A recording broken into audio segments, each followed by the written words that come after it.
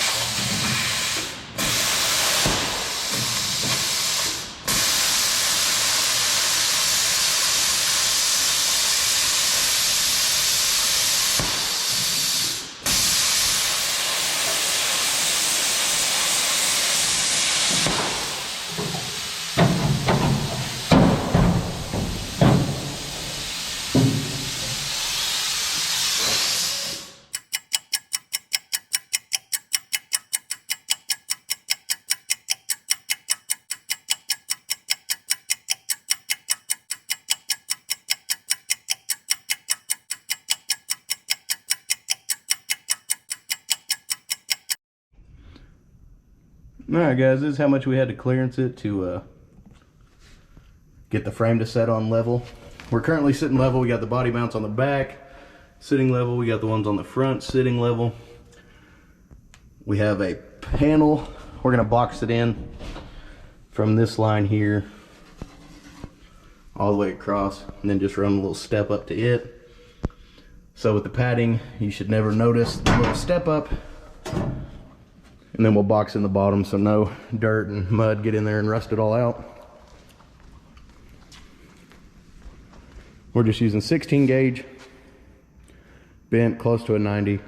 It's hard to find a brake that's big enough to do a full sheet, but we found one. They got it close. We'll get it knocked out. Had to steal these body mounts off of the 4-wheel drive frame. Basically, where this body mounts for like a 77 body would be, these are outwards of the frame rail. I'll just have to get those cleaned up, painted. I'll bolt them to the body and then hopefully bolt them to the frame. Shouldn't have any issues there.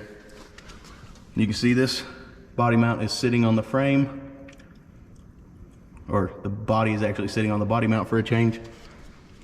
Have to tweak that fuel line a little bit, put a little bend in it towards the front. LS fits perfect. Everything seems to clear. We just had to notch it a little bit.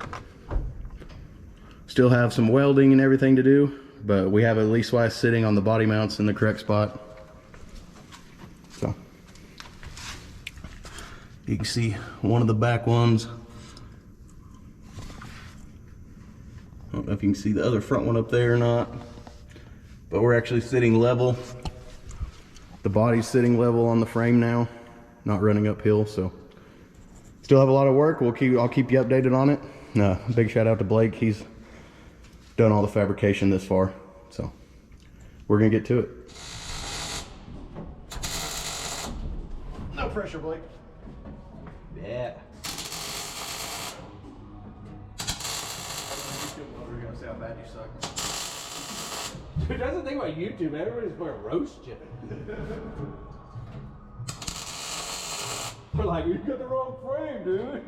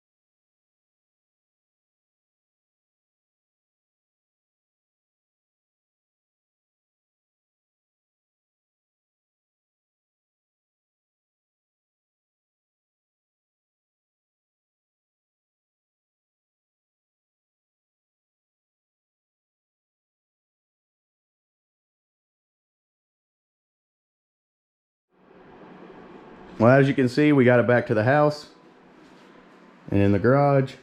We finished up the welding. I didn't capture any of the boxing in of the bottom, but we got the new floor pan welded in. Had to make a little tab for here and a little tab. We had to raise it up just a hair to clear the frame, but other than that, we couldn't extend the whole thing all the way out, otherwise we'd cover up these bolt holes in each corner. And that's what the seat belt mounts to, so I needed those.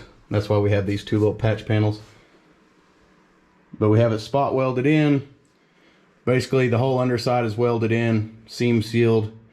I'm going to drill a couple drain holes just in case it ever does get moisture in there, so it'll drain it all out. But other than that, we have it on.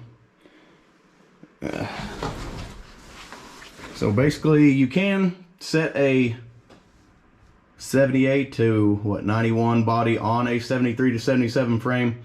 You're just gonna have to chop up some of the floor pan. Yes, it would have been easier to find the correct frame probably, but had so much time and money into this one, I didn't really want to have to do all the work over by pulling all my parts off my frame, putting it on the new frame, plus having to buy a new frame. So that's what we're working with. I'm gonna try my hand at bead rolling, make a patch panel for there, a few other things upcoming. But as of right now, we're just gonna clean it up some, then start wiring, plumbing up the fuel system, all that good stuff to get it to wire and fire. I'm undecided on if I'm keeping the 20s on it or not, or if I'm just gonna find me a set of 15x7s for the front, 15x8s for the rear, and run rally wheels. Or if I can find a set of old 15-inch steel wheels, run the dog dish caps, I might do that as well. But got the steering shaft in there just to spin it around by the steering wheel. But other than that, we're just gonna start getting everything ready, buttoning it all back up. I'll try to capture some more footage. I was looking at this low car shifter I got, see if I'm gonna like it or not.